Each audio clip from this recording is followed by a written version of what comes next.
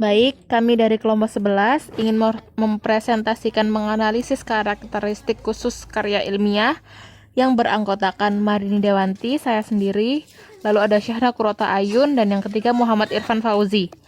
Karakteristik kelogisan kalimat dalam KTI bisa dilihat dalam pola nalar yang digunakannya. Pola nalar induktif atau deduktif kalau bermaksud menyimpulkan suatu fakta atau data digunakan pola induktif atau sebaliknya. Kalau bermaksud membuktikan satu teori atau hipotesis digunakan pola deduktif. Logis maksudnya adalah kalimat, alinea, subbab, sub-subbab disusun berdasarkan suatu urutan yang konsisten. Urutan di sini meliputi urutan pengertian, klasifikasi, waktu kronologis, ruang, sebab akibat, umum khusus, khusus umum, atau proses peristiwa. Mengukur suatu kologisan dalam suatu karya tulis ilmiah ada beberapa hal, yaitu yang pertama adalah reproduktif, artinya ialah suatu karya ilmiah tersebut ditulis oleh peneliti dan disampaikan oleh penulisnya. Maksudnya, karya yang ditulis penulis itu dimaknai oleh para pembacanya sesuai dengan maksud penulis tersebut. Hal yang kedua ada tidak ambigu, yaitu karya ilmiah dikarang berdasarkan kaidah bahasa yang baik dan benar. Lalu yang ketiga ada tidak emotif. Karya tulis harus disusun tidak berdasarkan aspek perasaan penulisnya. Lalu yang ketiga ada penggunaan bahasa baku. Karya tulis ilmiah harus memuat kaidah kebahasaan yang benar, baik dalam ejaan, kata, kalimat, dan paragrafnya. Baik, saya lanjutkan.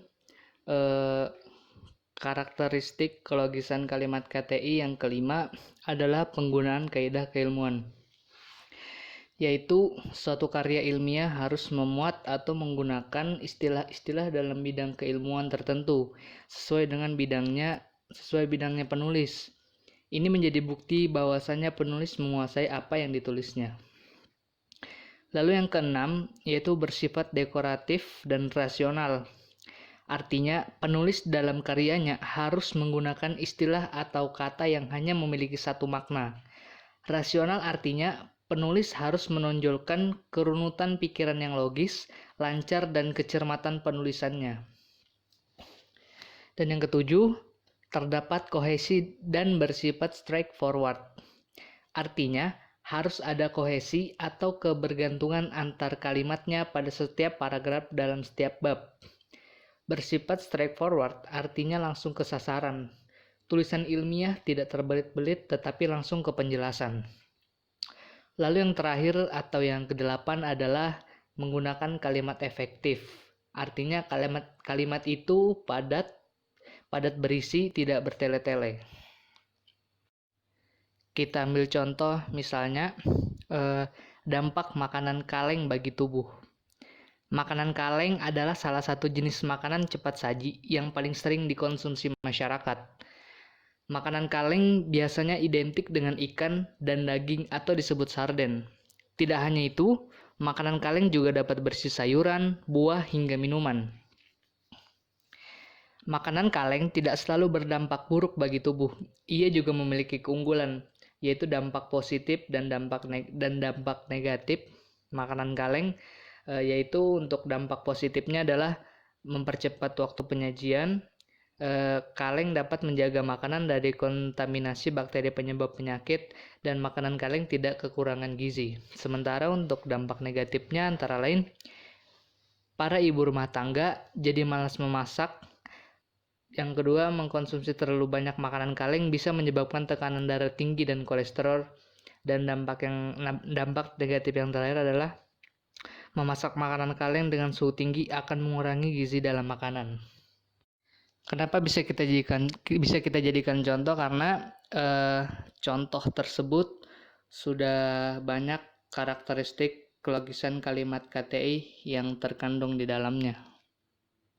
Seperti contoh tersebut sudah reproduktif, sudah tidak ambigu, tidak emotif, juga sudah menggunakan bahasa baku dan penggunaan kaidah keilmuan, dan juga contoh tersebut juga menggunakan kalimat yang efektif.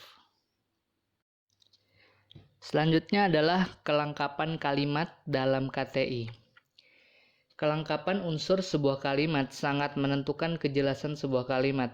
Oleh sebab itu, sebuah kalimat minimal harus memiliki subjek dan predikat. Kalimat yang lengkap ini harus ditulis sesuai dengan aturan-aturan ejaan yang disempurnakan atau EYD. Kata-kata yang digunakan dalam membentuk kalimat tadi haruslah dipilih dengan tepat, sehingga kalimat menjadi jelas maknanya. Kalimat yang benar dan jelas akan mudah dipahami orang lain secara tepat. Kalimat yang demikian disebut kalimat efektif. Sebuah kalimat efektif haruslah memiliki kemampuan untuk memunculkan kembali gagasan-gagasan pada pikiran pembaca seperti apa yang terdapat pada pikiran penulis. Hal ini berarti bahwa kalimat efektif haruslah disusun secara sadar untuk mencapai daya informasi yang diinginkan penulis terhadap pembaca. Bila hal ini tercapai, diharapkan pembaca akan tertarik kepada apa yang dibicarakan dan tergerak hatinya oleh apa yang disampaikan oleh penulis. Suatu paragraf dikatakan lengkap jika berisi kalimat-kalimat penjelas yang cukup untuk menunjang kejelasan kalimat topik atau kalimat utama. Sebaliknya, suatu paragraf dikatakan tidak lengkap jika tidak dikembangkan atau hanya diperluas dengan pengulangan-pengulangan. Contohnya, lingkungan hidup diartikan secara beragam. Menurut Kamus Ekologi, lingkungan hidup disebut juga environment. Environment ialah kesatuan antara makhluk hidup atau biotik dan non-hidup atau abiotik yang ada di bumi. Sedangkan menurut Undang-Undang Nomor 32 Tahun 2009, lingkungan hidup adalah kesatuan ruang seluruh benda, baik makhluk hidup termasuk manusia, keadaan hingga perilaku manusia. Kehematan kalimat dalam KTI. Yang dimaksud kehematan adalah hemat menggunakan kata, frasa, atau bentuk lain yang dianggap tidak perlu. Kehematan tidak berarti harus menghilangkan kata-kata yang dapat menambah kejelasan kalimat.